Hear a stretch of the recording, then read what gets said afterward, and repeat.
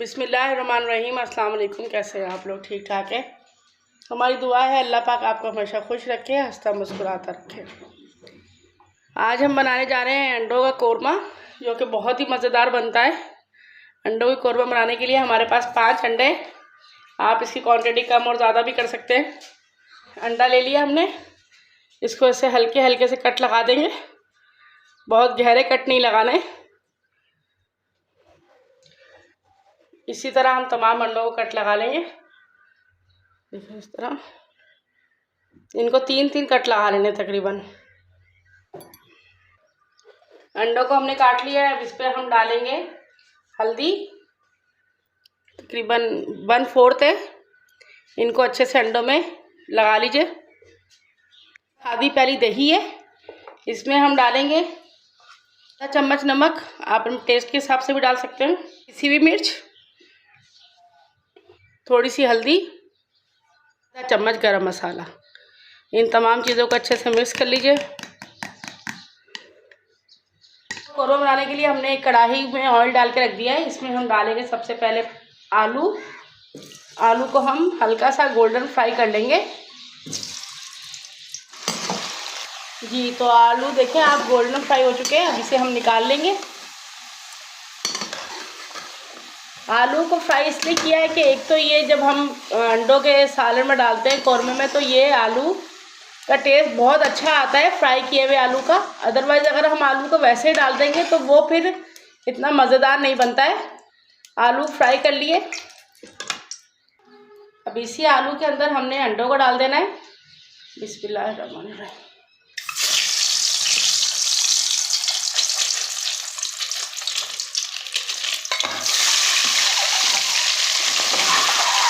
अब अंडे भी तकरीबन गोल्डन फ्राई हो चुके हैं। इनको हल्का हल्का सा ही फ्राई करना था। इसको भी हम निकाल लेंगे एहतियात से। तो बनाने के लिए सबसे पहले हमने एक कढ़ाई में, उसी कढ़ाई के अंदर 1 चम्मच लहसुन अदरक का पेस्ट डाल दिया, सौते कर लीजिए।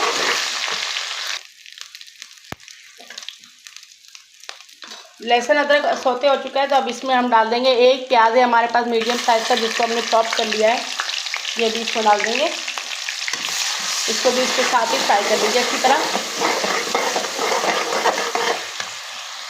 लहसुन अदरक और प्याज अच्छे से सौते हो चुका है। अब इसमें हम डालेंगे होममेड लाल मिर्चों की चटनी हमने बनाई थी, ये डाल देंगे 1 चम्मच। ये केचप की तरह की बनाई है मैंने, इसकी रेसिपी मैं पहले डाल चुकी हूँ। ये बहुत ज़बरदस्त सालन का टेस्ट बढ़ा देती है। इसको डाल के भी इसमें थोड़ा सा मिक्स कर लीजिए अच्छी तरह।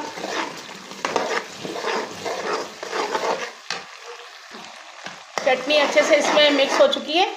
अभी हम इसमें डाल देंगे जो हमने दही का मसाला बना के रखा था। ये मसाला इसमें हम ऐड कर देंगे।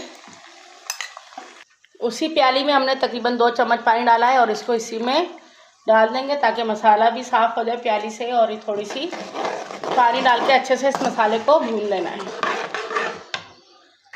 मसाला अच्छे से देखें भुन चुका है, बिल्कुल ज़बरदस्त। अब इसमें हम डाल देंगे जो आलू हमने फ्राई करके रखे थे वो, और आलू के साथ ही हम तकरीबन इसमें आधी प्याली पानी की डाल देंगे ताकि आलू अच्छे से गल जाए। डाल के तो इसको हम तकरीबन 2 से 3 मिनट के लिए ढक देंगे ताकि आलू इस स्टीम में अच्छे से गल जाए।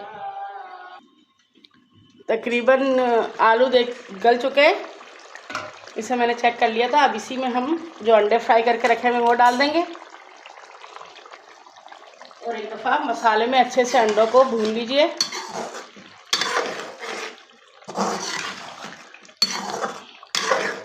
इसको भी हमने तकरीबन ढक के रख देना है 2 से 3 मिनट के लिए ताकि मसाला अंडों में अच्छे से जब्स हो जाए। जी, तो देख सकते हैं आप कि ज़बरदस्त माशाल्लाह हमारे अंडों का कोरमा तैयार हो चुका है। अब इसे हम प्लेट में निकाल लेंगे। बिस्मिल्लाहिर्रहमानिर्रहीम।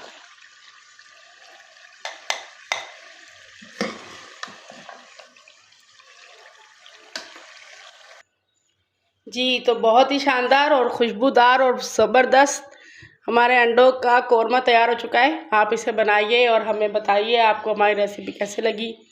हमारी रेसिपी पसंद आई हो तो प्लीज़ इसे लाइक कीजिए, अपने दोस्तों में शेयर कीजिए, और अगर हमारे चैनल को सब्सक्राइब नहीं किया है तो जल्दी से सब्सक्राइब कर दीजिए। और अपनी दुआ में याद रखिए। अल्लाह हाफिज़।